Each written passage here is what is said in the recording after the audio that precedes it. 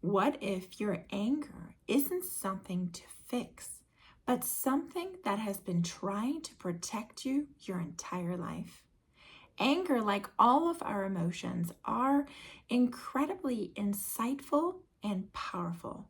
But if suppressed or ignored, they can, create havoc in our lives, right? If anger goes out of control, we can lose the relationship that mean the most to us, right? To our loved ones. That connection can be severely damaged with uncontrollable anger, as well as dangers in your job, in your career, and in your health if anger isn't expressed consciously.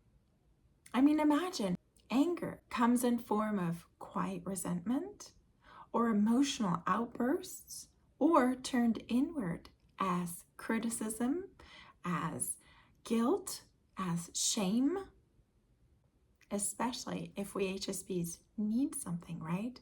That anger can be turned into feeling so incredibly guilty about having needs. So is anger good or bad? Hi, I'm Christine, your emotion coach and the host of this podcast, Reclaim Your Power as a Highly Sensitive Person, as an HSP. And oh my gosh, does anger lay close to us as HSPs, right? In this podcast, we talk all about empowering ourselves, reclaiming our power. And how can we do that more than through our emotions? In our last podcast, we talked about how every emotion has a place, how we can feel without shame. And anger is one of those things that we like to push away because from an early age on, we have felt like we are too much in our angry outbursts. And oh my gosh, toddlers can definitely be way too much, especially if you have a highly sensitive parent, which was probably the case. So your anger, your emotional outbursts and anger were stifled very early on in your life. And therefore your body is now telling you it's not safe. I'm going to get pushed away. Others leave when I get angry. Anger is not a safe emotion to have, and so we stuff it. But by stuffing it, by not expressing it, you know what happens. We're going to get overstimulated at some point. We're going to reach that, limiting point where you're like, I can't hold this in anymore. I am so frustrated. I am so irritated. I am so freaking angry. I can't hold it anymore. And then you just give it all, right? And then you feel ashamed about it afterwards. It still happens to me, right? We go into these cycles, but at least by beginning to understand our anger, where it came from and why it is here, what is the message that it's trying to tell you, you can get to a point where you have much fewer emotional outbursts, not as big of emotional outbursts, and you just feel overall more balanced in your life, right? We're going to go through 5 things that anger is here to gift you, that anger is here to give you in order to have a more balanced and loving and authentic life, right? Anger is meant to be felt, give you that boost of those 5 things we're just about to talk about, and then it's done and over with. Let's jump right in. Oh yeah, because what's the alternative? Are you never going to get angry again? That's not even possible, right? I'm sure after a very shameful outburst, you were like, oh my gosh, I'm never going to do this again. I'm never going to express this again. But we really can't, right? I mean, maybe you can try to keep it from like bursting out in front of certain people or at work, or certain things where in your head you're going, oh my gosh, I see this in a way where I'm going to lose everything, but I still want to speak my mind right now. And there's a way to do that without the anger, right? But it's not feasible to never express anger again, to never feel angry. That's the bigger thing, right? You're going to feel it. This is just part of the human experience. We're going to feel it. So you might as well learn why it's here, how it's serving you, and how you can utilize the incredible power that it brings with it, right? So number one, what can anger help us do? And this is a big one. We're just going right out the gate with it.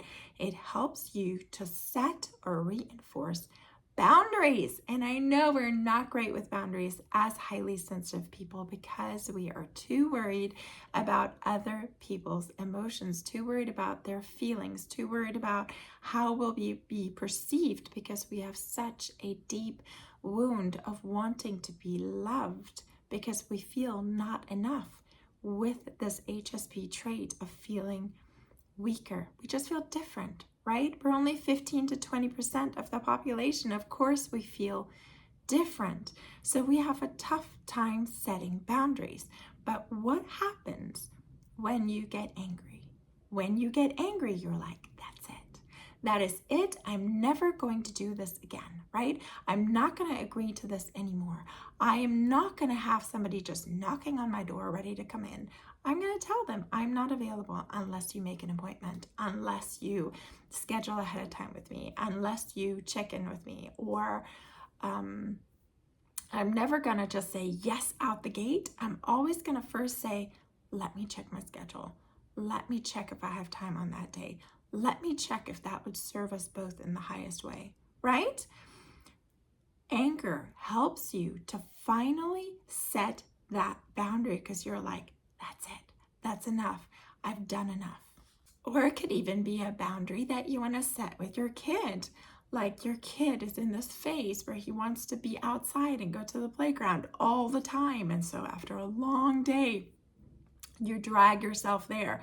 Then it's all kind of overstimulating because there's so many people, there's so many kids, there's so much screaming. And at the end of the day, you just weren't up for it. What happens? You get irritated about it. Maybe your kid does something, then you blow up at your kid because you're overreacting because you're way overstimulated. And then you're in the car, you might even keep going, I hate it. I told you I didn't want to go. Now all of a sudden you're acting like the kid. You get home, you feel horrible for how you've just acted, and you're going, what am I doing? I need to set a boundary. I need to set that boundary to say no after a certain time, or if I've had a really busy day, we're not going to go to the playground. We can go home. We can play something together, right? Find an alternative that works for both of you, but set that boundary, and anger helps you to do that. And this dovetails greatly into the next point already. Number 2, what anger is here to help you and serve you with is to help you identify and clarify your needs, right? Obviously, in that example that I just said, you had that need for less stimulation, for a quieter environment, for a little bit of downtime, right? You can even say, hey, we're going to go home. I'm going to need to be on my own for 15 minutes. You can watch a little something or play, and then we'll get together and we can do something together. I can pay better attention to you. You're already teaching your kid how to take care of yourself, right? Self-care. What are your needs? Anger helps you to understand your needs better. That's another one that we tend to have a little bit of a harder time with as highly sensitive people, to acknowledge our needs and to even acknowledge that we have needs, right? It falls under that category of being scared that we are being too much, that we are too high maintenance, that we're asking for too much, which then will make it more difficult for others to love us. We try to be super easygoing, super easy to please, right? And all of a sudden, you're like, oh my gosh, I don't have any needs, right? It's like, well, you're thinking, I don't have any needs, right? I just want to be loved. I don't have any needs. But then you kind of get into a relationship, you get comfortable, and you might have these subconscious thoughts of, my partner should know this. My partner should be doing everything possible to please me, right? My partner should know that I need this. And then there should be hopefully a light bulb going off going, ding, ding, ding, ding. This is a need. And have I ever expressed, have I ever talked about this need with my partner, with my roommate, with whoever is around me, right?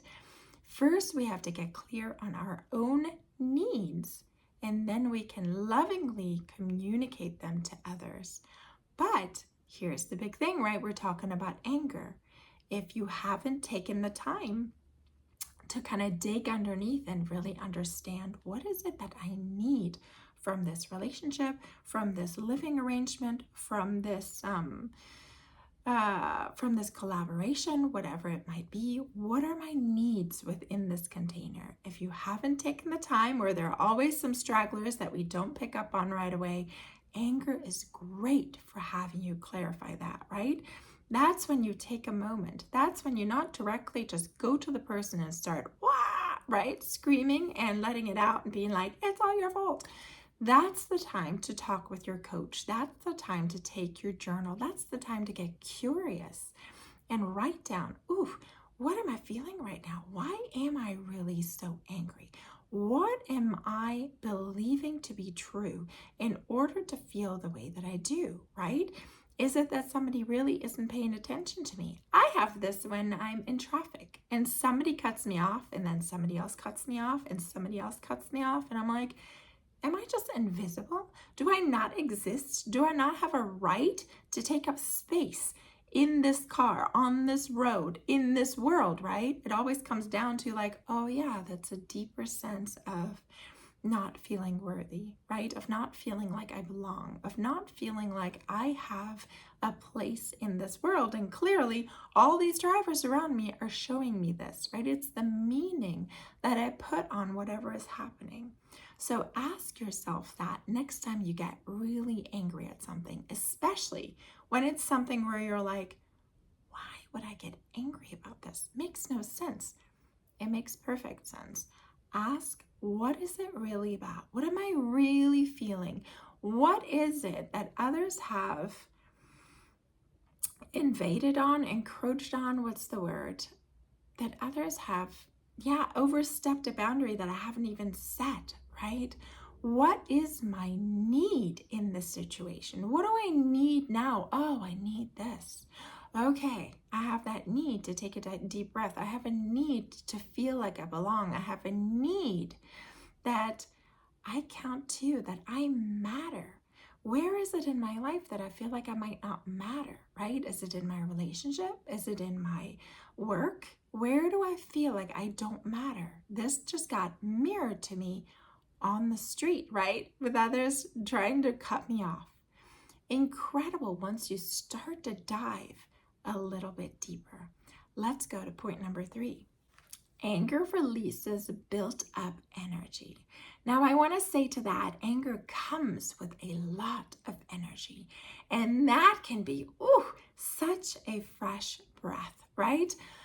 We're going to go over the emotional guidance scale in another video from Abraham Hicks. I'm sure you've heard the emotional guidance scale, which kind of helps you from whatever emotion you are to get to whatever emotion you want to go. It's a great tool. But on this emotional guidance scale, anger is definitely higher. It's a higher frequency than depression, right? Sadness. Because, just ask yourself, do I have more energy when I'm angry? Do I have less energy when I'm angry? Am I more likely to want to do something when I'm angry, or more likely to want to do something when I'm depressed, right? You get more energy, and that can be in the positive direction. If you've been feeling depressed, suppressed, sad, just low energy, just like down, if you've been feeling like that, anger is that, it's that fresh breath of just like, yes, you don't want to stay there, but it gives you the energy. And it also gives you the energy to take action, right? We're going to get into that in just a little bit. But anger comes with energy, which is amazing as long as we know how to direct it in a way that ultimately serves us and the people around us, right? Let's talk about the other side of this energy of helping you to get energy out, right? Any kind of built up energy, anything that you've been kind of swallowing for too long, we like to process deeply as highly sensitive people. So there's a lot of buildup of just like, oh, I heard this on the news. This happened in my neighborhood. This happened at my kid's school. This happened to me at work. Where there's so many things coming at us all day long that sometimes we just need to get all that energy out of like, whew, that's just been too much. Great to take a walk, great to get on the rebounder, great to do a workout, great to just like put on a great song and dance and scream at the top of your lungs, right? If I just need to get some anger out, sometimes I'm just like in the car just screaming, that works too. And then of course, journaling, any way that you can get all that energy just as like offload. You can also do a quick meditation, right? Imagine your energy field clearing out, being washed, getting some nice ice blue light or golden light through your aura. Those kind of things help you to release all that energy. Here we go, right into number 4. Anger creates change, right? With all this amazing energy that you get from anger, you have the energy to make that change. It gives you the energy and the motivation to want to take action. And that's a great one because anger comes with so much of that we're not as inclined to overthink it, right? Because we like to overthink as highly sensitives. But anger comes with such a force that you're like, no, I'm going to make that decision. I'm going to do this. I'm going to make that call. I'm going to write that email. I'm going to make that change. I'm going to decide to have a different habit. I'm going to decide that enough is enough. I'm not going to live like this anymore, right? I'm going to get out of this relationship if I need to. I'm going to change my job if I need a better, healthier work environment. I'm going to look for a new job, right? I'm going to finally follow through on that exercise plan that I've been wanting to go through, right? Anger gives us that that push to be like, I'm going to do this. I am absolutely doing this. Now, okay, you heard me say write that email or have that conversation. Yes, but please, before you do it out of anger, write it down first as a draft, right? Have that conversation with your coach or in your journal or just like verbally out loud or in front of the video camera, whatever you need to do, just to get that initial thing out. And then you can always edit it, put it aside for a little bit, pick it back up when you're in a not just angry, but also loving state, right? Anger has its purpose. Anger is clarifying. Anger gives you that push. Anger gives you that, right?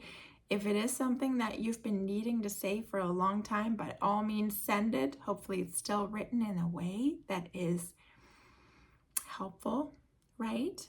But you can always wait for a little bit, get all that out, and then edit it and then still have that. You'll still have enough energy because you'll remember how that anger felt. You will remember how forceful that anger felt, how deep, how intense that anger felt, and you will still take the action.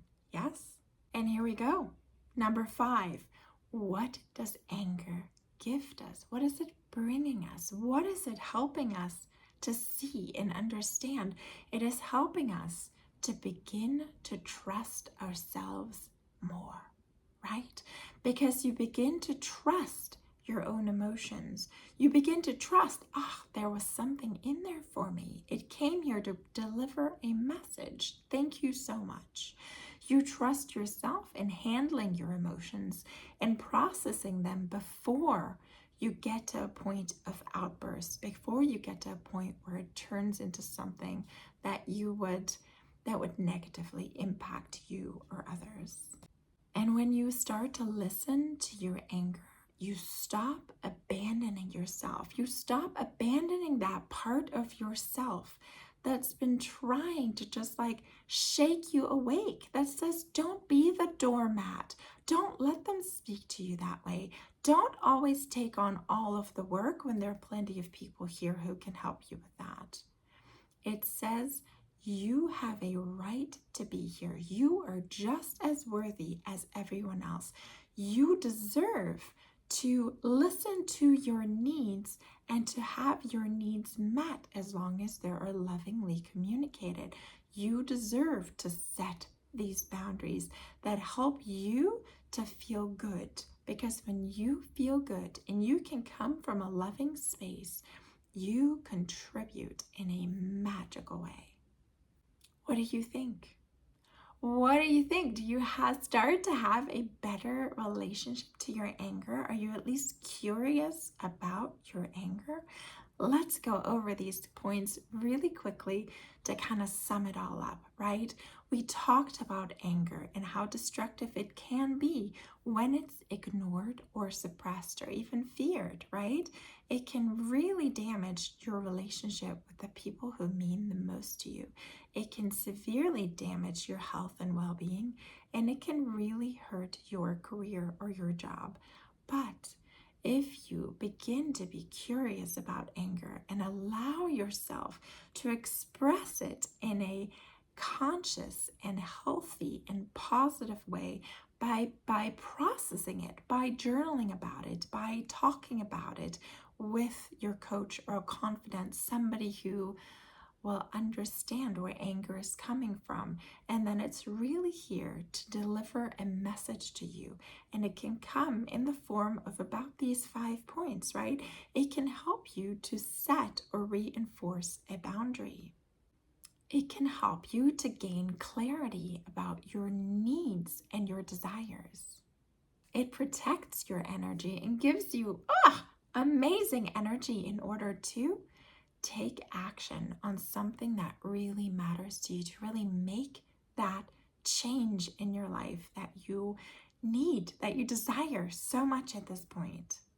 And anger helps you to build that self-trust, that self-worth, and that deep feeling of living your authentic truth when you are finally willing to incorporate that angry part of you that's been sitting here the whole time, trying to protect you, trying to play its part, trying to let you know that something needs to be tweaked a little bit, that you need to embrace your worth just a little bit more and lovingly express what it is that you need to others.